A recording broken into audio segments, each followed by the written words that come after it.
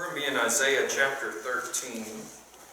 Isaiah chapter 13, we're also going to go part of the way through chapter 14 this evening. We'll go all the way up to verse 23. Chapter 13 and the first half of chapter 14 deal with the fall of Babylon, or the Lord's destruction upon them is what it really is. The Lord comes and professes through Isaiah that this time will come, that they will be conquered and overthrown. Talks as well about the king and his pride and his arrogance, and that he will be lowered and away. And actually even compares him to Satan himself and the way that Satan works and Satan's arrogance. And so he deals with this. And so Babylon, if you remember, they arose, if you know this about it, I know really, we haven't talked about it here recently, but really Babylon is their rise to power, their strength, all came from the Lord. And the Lord desiring to use them to punish Judah, to take Judah into captivity. And so now the Lord also tells them, you rose to strength by my power, you will now fall by my power. Because the Lord is the one that brings up nations, and he is the one that diminishes them. As well, it tells us that he is going to be using the Medes and the Persians to carry this out. And this is 13 and 17 tells us this. It says, behold, I will stir up the Medes against them, which shall not regard silver, and as for gold, they shall not delight in it. And we know through history that the Persians as well were with the Medes in this, that it was a fight of an alliance between the two, but nonetheless the Lord is going to be using them in this endeavor. Let's go ahead and have our prayer, and then we'll get through this. Lord, I thank you so much for this opportunity we have to be in your word again. The wisdom that is offered to us through your word, Lord, I just pray that you will guide and direct us now. Please direct me as I share your word, Lord, that will be profitable in our time here, Lord, from you. And I'd ask as well that everything would be ultimately for your honor, glory, and your will. In Jesus' name, amen. We're going to be moving a little bit quickly through this, but we will be going verse by verse. The beginning of chapter 13 in Isaiah starts off in verse 1. It says, the burden of Babylon, which Isaiah the son of Amoz did see. A couple Sundays ago, we had the Sunday morning message was posing the question: is God's basically is the works of the Lord, are the commandments of God? I'm trying to remember what the words were. Basically, is the Lord good for us or bad for us in his commandments? I had really catchy that phrase with the title, but now I can't remember it. It wasn't that catchy because I can't even remember it. But basically what we were looking at is that basically, and we look at the instance of Cain and Abel as an example of this, that really what decides whether or not the Lord is a blessing upon your life or whether he is a burden upon your life really has to do with your relationship within the Lord and what you're doing. Whether you are obedient to him or whether you are disobedient to him. In the case of Babylon here, we see that it is described, this prophecy of the Lord, the word of the Lord, is described as a burden for them. Because what's going to take place is as a result of their sin, which is going to be a punishment by the Lord. That it's not something that's going to be a blessing. Really, this kind of shows again just the truth in that the Lord's word can either be a joy or a burden. And for those that are against the Lord, it is a burden. It is not a joy. And he continues in verse 2 and says, Lift ye up a banner upon the high mountain, exalt the voice unto them, shake the hand that they may go into the gates of the nobles.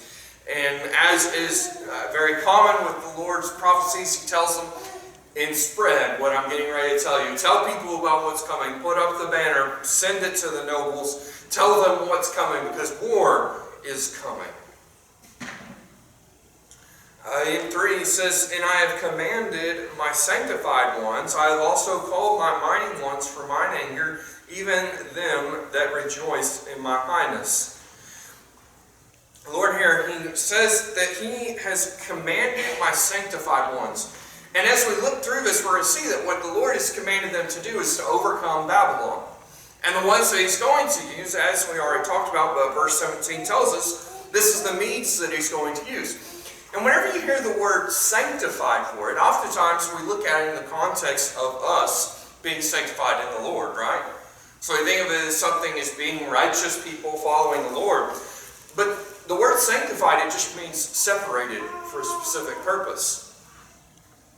The word sanctified means called out. And so what he's saying is he has called them out for this. Not necessarily that they are righteous people, but they have been called out by the Lord to accomplish a goal that he has. And he says he has commanded them. He has also called, he describes them as called my mighty ones for mine anger. He's rose them up, he's got them, he's going to use them to carry out his wrath.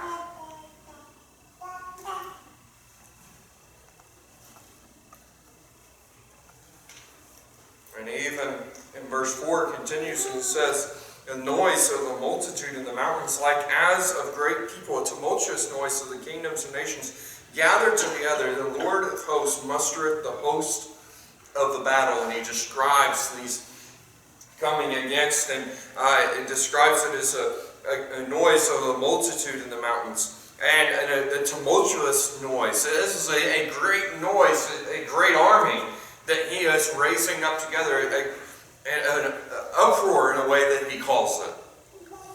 And he is the one that has gathered them together. He is the one that is pulling them together for this. He is the one that is organizing them for this battle.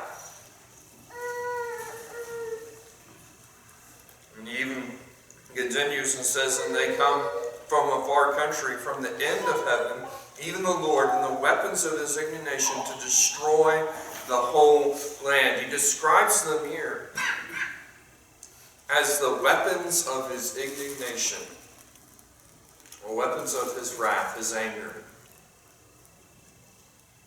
Oh, and it's interesting, when we talked about the Assyrians in the previous chapters, one of the things that it talked about was that they were used by the Lord, even though they didn't really realize that that was what they're being used for. And the same thing is taking place here.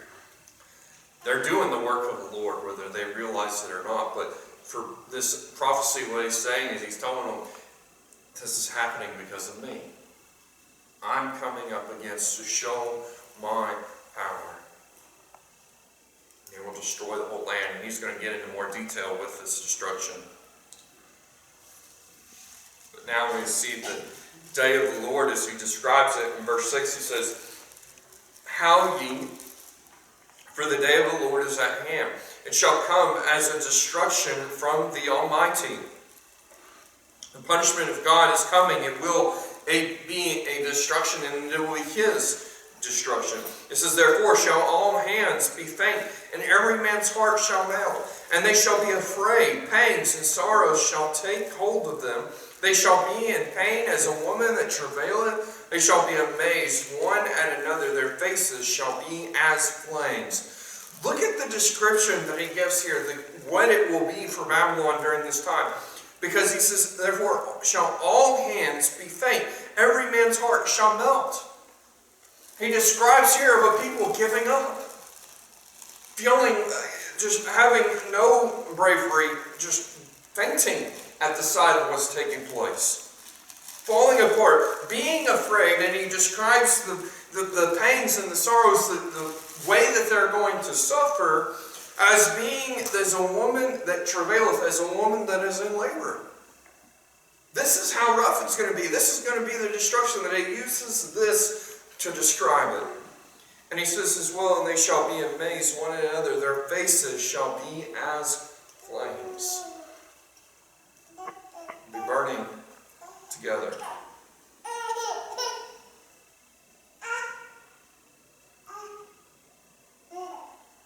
And in 9, he says, behold, the day of the Lord cometh cruel, both with wrath and fierce anger, to lay the land desolate. He shall destroy the sinners thereof out of it. It says the Lord is coming with his cruel, coming cruel both with wrath and fierce anger. You know, we would think of the Lord as not cruel in the sense that we normally think of it as being evil, but the effect that it's going to have, they're going to see it as being cruel because it's going to be so bad for them. Because his anger is so great, because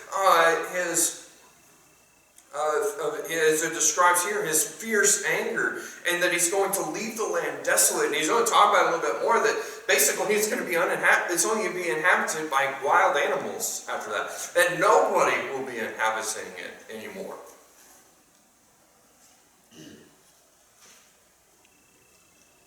And he's going to destroy the sinners, therefore, out of it. He's going to remove the sinners from their sin. Notice here, in 10, he describes the mood of what it's going to be like for them. He says, for the stars of heaven and the constellations thereof shall not give their light. The sun shall be darkened in his going forth, and the moon shall not cause her light to shine. He's talking about here that it's going to be such a dark and dreary day that it's going to feel as if the sun isn't shining, as if there is no light anywhere in this. It will be morning. It will be lost in darkness.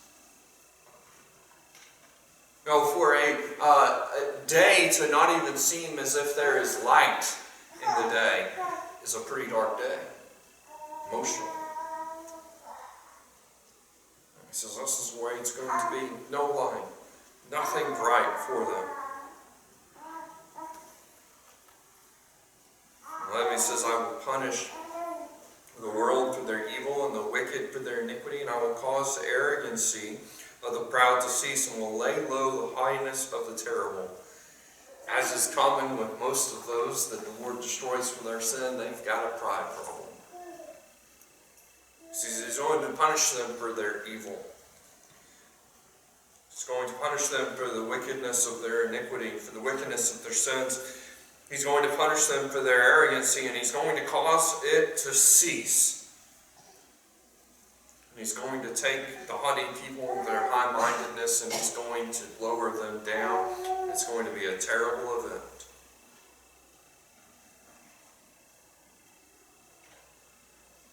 And notice here he describes how much death there's going to be. He says in 12, and I will make a man more precious than fine gold, even a man than the golden wedge of Ophir.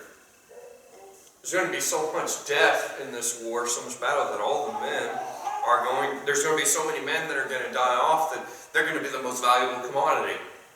There's not going to be enough of them to go around. People are going to be looking for them, and it's going to be more valuable than even the greatest gold, which a golden wedge of Ophir is a very valuable, pure gold. He says they will be more valuable than this because there will be so many that are going to die.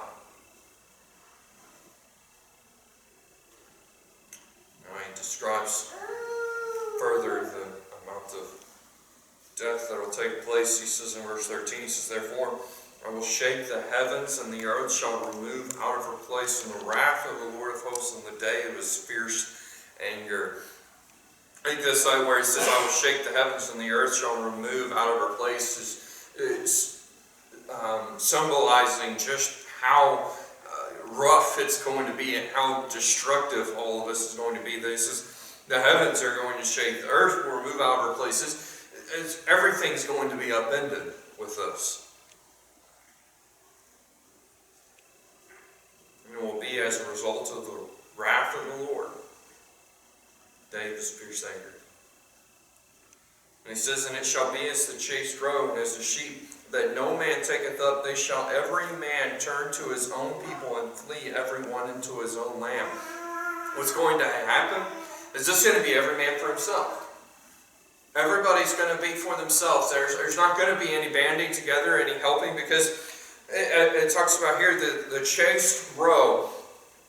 And a roe is a gazelle, and then he talks about the sheep. No man taketh up. Those the sheep and the roe that need guidance, that need a shepherd or one that care for them, there's not going to be anybody to care for those people. Nobody's going to help each other. Nobody's going to lead each other.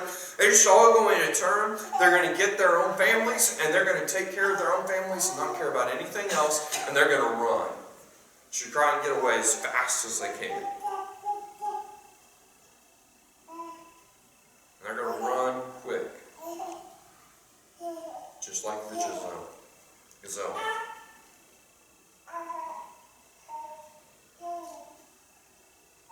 And it says, and every one that is found shall be thrust through, and every one that is joined unto them shall fall by the sword. And he says, and everybody that they come across will be death.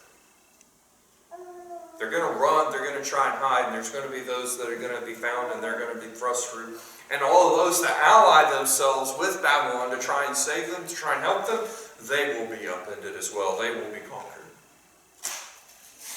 And there's not going to be any kind of withholding of us as well, because you look in verse 16, it says, their children also shall be dashed to pieces before their eyes. Their houses shall be spoiled. Their wives shall be ravaged.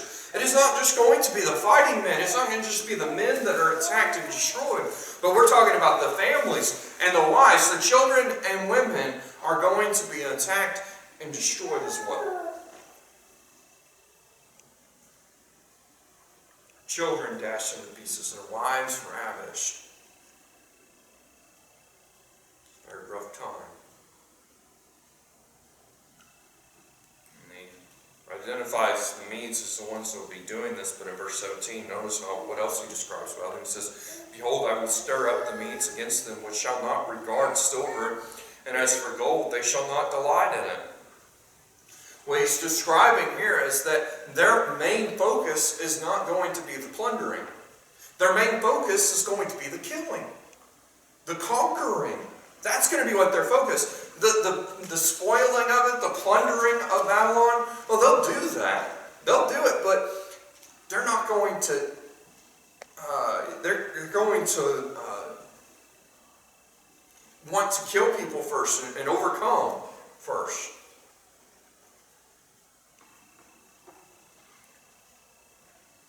And it describes here more into that in verse 18. It says, the bows also shall dash the young men to pieces, and they shall have no pity on the fruit of the womb. Their eyes shall not spare children.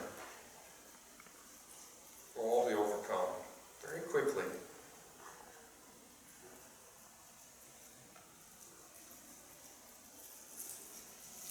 And now we see the physical destruction. We see the death of all of those there. But now we see the physical destruction, because verse 19 says, and Babylon, the glory of kingdoms, the beauty of the Chaldees' excellency, shall be as when God overthrew Sodom and Gomorrah. The glory of their kingdoms, the beauty of the Chaldees' excellency. It was a very great nation, a very great city, a very powerful nation. And notice here what he says, the condition they will be in whenever I am done with them, when the Lord is done with them, will be as Sodom and Gomorrah. What happened with Sodom? What did Sodom and Gomorrah do after the Lord finished with them? Nothing. They never came back. They never reestablished themselves. Complete and total destruction. And it's going to be the same thing for Babylon. They're great, they're wonderful, but they won't be able to stop them. And he tells us in verse 20, he confirms this, he says, it shall be never be inhabited, neither shall it be dwelt in from generation to generation, neither shall the Arabian pitch tent there, neither shall the shepherds make their fold there.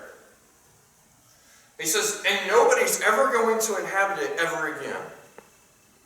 Nobody's going to inhabit Babylon again. And what's going to also take place as nobody's going to just stop there for the night either.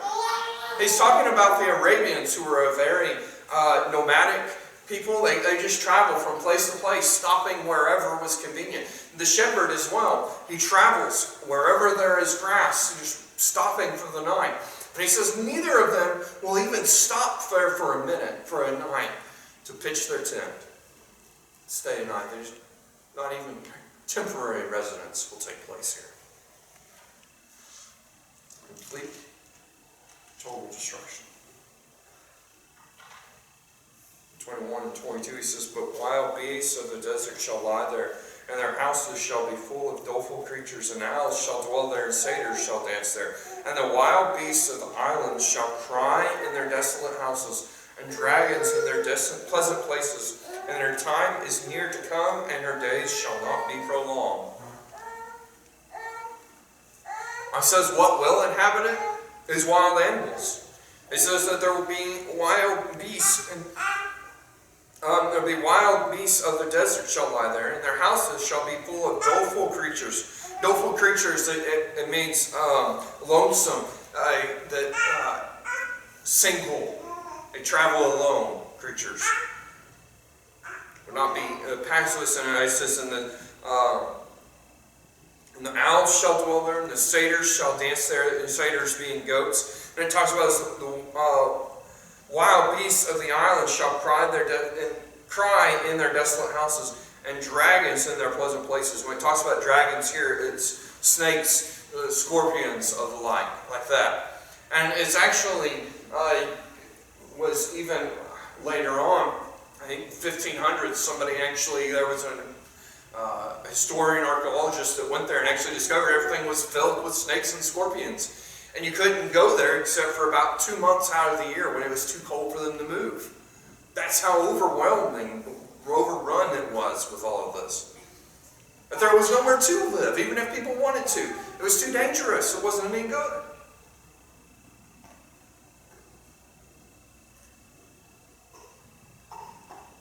Her days are not going to be prolonged. It will not be drug out. It will not be left any longer. The end is coming.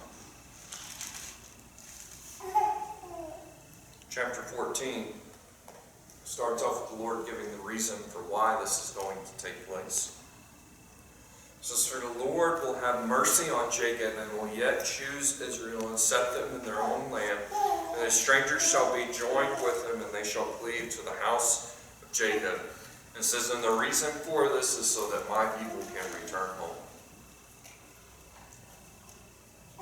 The Lord is going to be punishing Babylon for their sins, but as well, He is going to use this as an opportunity for Israel to be able to return back to their land. They're in captivity underneath Babylon right now, a very vicious captivity. But by the Lord overthrowing the Babylonians, the Persians then in turn allow Israel to return back to their home. And so He says, by doing this, I'm allowing them to go back. I'm allowing them, and when they go back, they're going to be joined with the strangers, and they shall cleave to the house of Jacob. He says, and those that are living there, that have taken residence there, they will join up with them, and they will combine, and they will have the nation again. And it says in 2, and the people shall take them and bring them to their place, and the house of Israel shall possess them in the land of the Lord for servants and handmaids, and they shall take them captives, whose captives they were, and they shall rule over their oppressors. And so as before, they were the ones in captivity. They're the ones being oppressed. They are now going to turn around, and they are going to be the ones in power. They will take the Babylonians.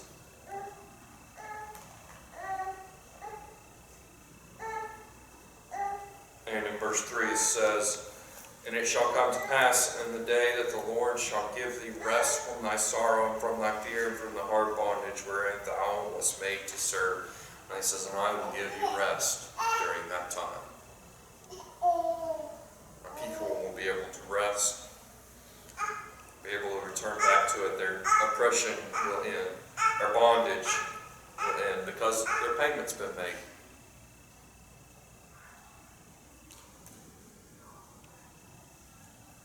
We see here a little bit of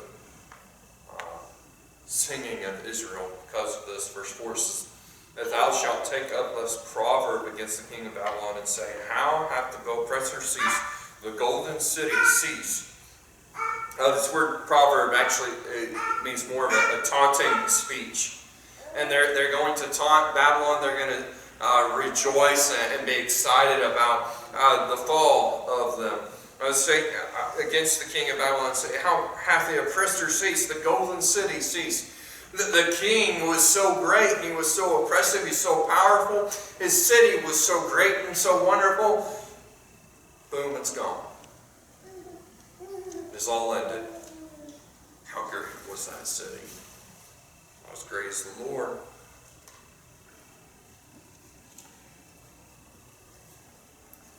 It says, the Lord hath broken the staff of the wicked and the scepter of the rulers. He who smote the people in the wrath with a continual stroke, he that ruled the nations in anger, is persecuted and none hindereth. The Lord has ended them, and they are punished for their oppression. It says here, he smote the people in wrath with a continual stroke. He ruled the nations in anger. He persecuted and none hindered. He said that there was nothing held back in their oppression of everybody. Not just Israel, it was everybody that they conquered. They were very oppressive, they were very destructive. It was a continual stroke of wrath against them.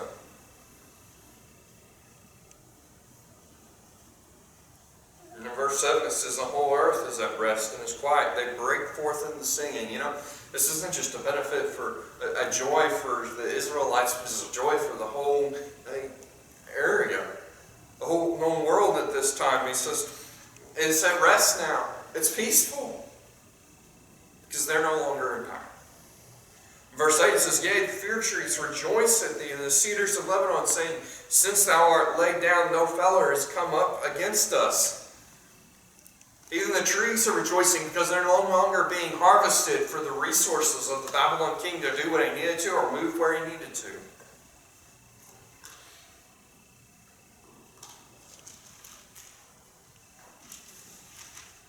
Now we get into the Babylon sin, more specifically the king of Babylon, but Babylon as a whole.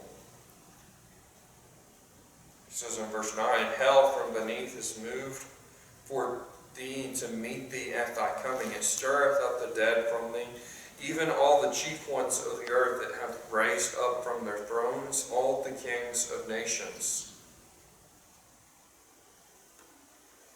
It describes here basically death.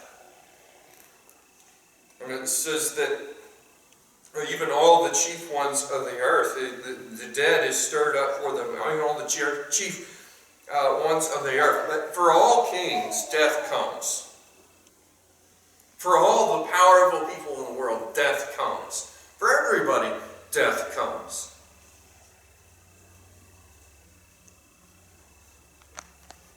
And just as it does for them, look at verse 10, it says, and all they shall speak and say unto thee, art thou also become weak as we? Art thou become like unto us? The king of Babylon, Belshazzar, is the one that is at this time. Now, he's going to get in the same boat as them. And basically what's being described here is he's just like the rest of us now. Thought yourself great, thought yourself powerful, and we're going to see he actually thought himself worthy of becoming greater than God. And it's just going to be, he's just going to be like another king. Dead.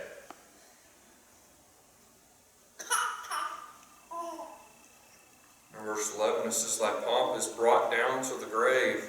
His arrogance, his pride is lowered all the way down to the grave. It says, and the noise of thy bowls, and the worm is spread under thee, and the worms cover thee. He had his extravagant palace, his extravagant home, and all of these wonderful, beautiful things, and where he's going to be at now is in the dirt. Covered up by the worms.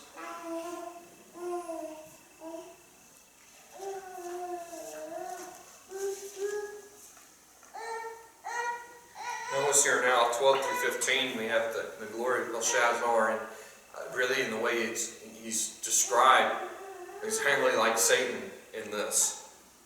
It's obviously talking about him, but as well we see here it's mentioned, the description that is made here is one that very easily goes with Satan as well.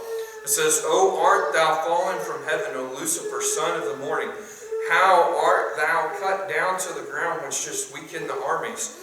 For thou hast said in thine heart, I will ascend into heaven, I will exalt my throne above the stars of God, I will sit also upon the mount of the congregation in the sides of the north, I will ascend above the heights of the clouds, I will be like the Most High. The word Lucifer here in our King James actually means shining one. And we see here Belshazzar seeing himself as being the greatest, being the most amazing, in the same way as Satan thought himself great and amazing and above the Lord, and wanting to overthrow the Lord. And it says, and now cut down to the ground, which just weakened the nations. He's cut down. And he's cut down like a tree that is cut down at ground level to keep it from growing back up. It's taken down completely. And the reason, he says, for thou hast said in thine heart, I will ascend into heaven. I will ascend into the place of the Lord, and I will exalt my throne above the stars of God. My throne, I will be greater than God. I am greater than God. And I will sit upon the mount of the congregation in the sides of the north. I will ascend above the heights of the clouds. I will be like the Most High. I will be like God. How arrogant. But that's what he thought of himself. He thought himself the greatest, the most powerful, the most wonderful, as the Most High. The Lord says, no. Our end is going to be the same as Satan's. I will lower you.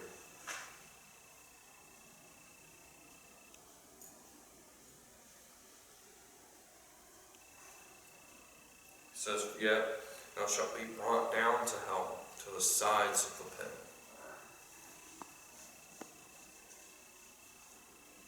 And we see the fall of Babylon itself. It says in 16, they that see thee shall narrowly look upon thee, and consider thee, saying, is this the man that made the earth to tremble, that did shake the kingdoms, that made the world as the wilderness, and destroyed the cities thereof, that opened not the house of his prisoners? Well, look at him as the one that conquered and destroyed many, that overcame so many.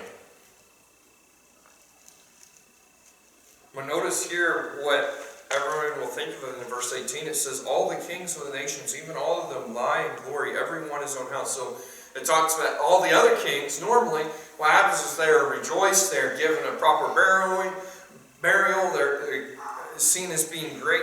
But look at this in verse 19. It says, but thou art cast out of thy grave like an abominable branch, as the remnant of those that are slain, thrust through with the sword, that go down to the stones of the pit, as a carcass trodden under feet.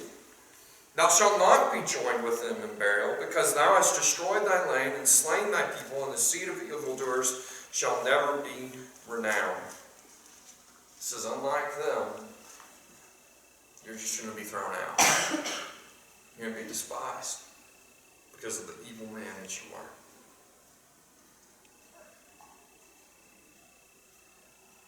In 21, it says, prepare slaughter for his children for the iniquity of their fathers, that they do not rise nor possess land nor fill the face of the world with cities. For I will rise up against them, saith the Lord of hosts, and cut off from Babylon the name and the remnant and son and nephew, saith the Lord. I will also make it a possession for the better in the pools of water. I will sweep it with the bosom of destruction, saith the Lord of hosts. The Lord here is telling the Medes and the Persians in verse 21 to prepare for the slaughter of his children, for the iniquity of their fathers, for the sins that they are, so that they cannot rise back up, so that they cannot possess the land again, so that they cannot repopulate. It's going to remove them all. And he says he will cut off from Babylon the name and the remnant and the son and the nephew. Every single one that could pass it all on, done, gone.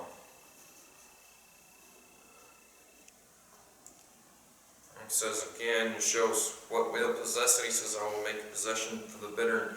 A bittern is the bird. And he says, in the pools of water I will sweep it with the bosom of destruction. In the pools of water, their source of water, what is needed to be able to survive anywhere. He says, I'm going to sweep that out too. It's going to be gone, destroyed, nothing left. Few nations will attribute their rise to power to the Lord. Even fewer following generations will attribute it as being the one that brought them up. And they will go in their sin, and as a result, the Lord will destroy them for their sin. That's what happens. All nations rise to power by the Lord, and they fall by the Lord. What dictates what happens is whether or not they're doing the Lord's work or not. Whether or not it's in the Lord's plans. As well, it is for us to realize that everything goes through the Lord. We can either rise in the Lord, or we can fall in our sin. We can be destroyed in our sin. And ultimately, the end is the same for all those that reject the Lord and try to raise themselves up above the Lord. Death and eternity in hell. A place of sorrows,